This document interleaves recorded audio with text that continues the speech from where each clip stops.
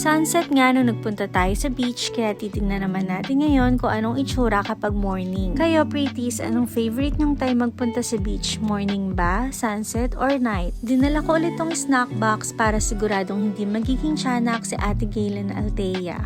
Naghintay nga lang kami dito ng shuttle bus para makapunta na kami dun sa beach. Pwede kang sumakay sa air-conditioned shuttle bus kapag hindi ka pabasa. And every 5 minutes, merong dumadaan na free shuttle sa mga condo. Kaya sobrang convenient nga mamasyal dito sa Pico del Oro. Sobrang lawak nga nito and mas maganda mamasyal kapag morning. Hindi din crowded yung mga shuttle bus nila kaya ma-enjoy mo mag-sightseeing. A day in my life as a work from home and nalakwatserang cooking ina. For today's vlog, ito na nga yung part 2 ng pagpunta natin sa Pico Beach. 7 AM nga kami nagising tapos nagmuni-muni, nag-breakfast and then 8 o'clock na kami nakalabas ng condo. And ang ganda nga ng araw ngayon tapos medyo malamig din yung hangin. Kumbaga, perfect weather para maglakad-lakad kasi hindi pa ganun kainit. Pagbaba mo nga ng shuttle bus, konti na lang ilalakarin tapos andito na agad sa beach. Meron din ditong chairs and umbrella na pwedeng pagstayan habang nandito sa beach. Pinapahanginan ko nga dyan kay Sir Amo yung nabili kong invisible floater. Bagong discover ko nga lang to and first time ko lang itatry, tignan natin kung maganda talaga siya. Kasi kung hindi, tapon ko na to, hindi ko na isasuggest sa inyo. Char.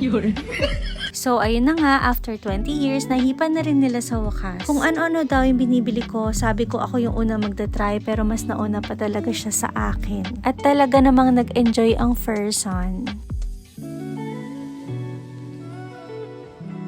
Sa mga naka-curious nga ako maganda yung dagat dito sa Pico del Oro, yes, malinaw din yung tubig. Tapos yung alon naman niya, soft lang, pa sweet girl lang, ganun. Syempre, eto na naman kami undecided kung lalangoy o magpipicture lang sa dagat. Naglakad-lakad nga lang muna dyan si Ate Gaylen Altea and nag-take ng pictures. Tapos nag-swimming na rin kami, sayang naman kasi kung hindi namin itatry. Ayaw, di ma!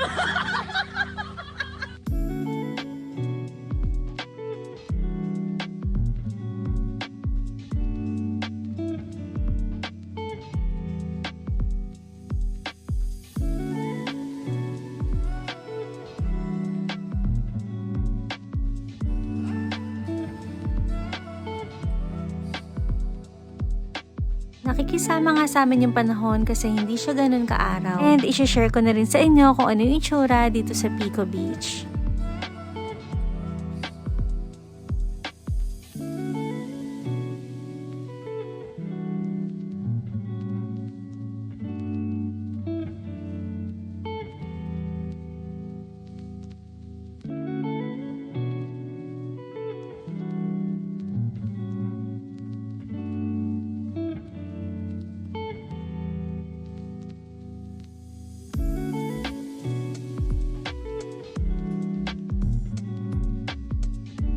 Nagandahan nga yung kids dito saka si Sir Amo tapos sakto naman meron nag-aalok dito ng properties. Nag-inquire nga lang kami para may idea kung magkano. After niya, naghintay na kami ng shuttle para makabalik na kami sa condo. Kapag galing na sa beach and basa na, doon ka naman sasakay sa open air shuttle nila. Natuyo na rin kami bago makarating sa condo kasi bumiyahe pa kami tapos mahangin din naman. Around 11 AM na nga nito and ayaw na ng kids umitim kaya magla-lunch muna tayo. Share ko din sa inyo kung ano yung mga kinuking ina ko dito. See you on my next mini vlog!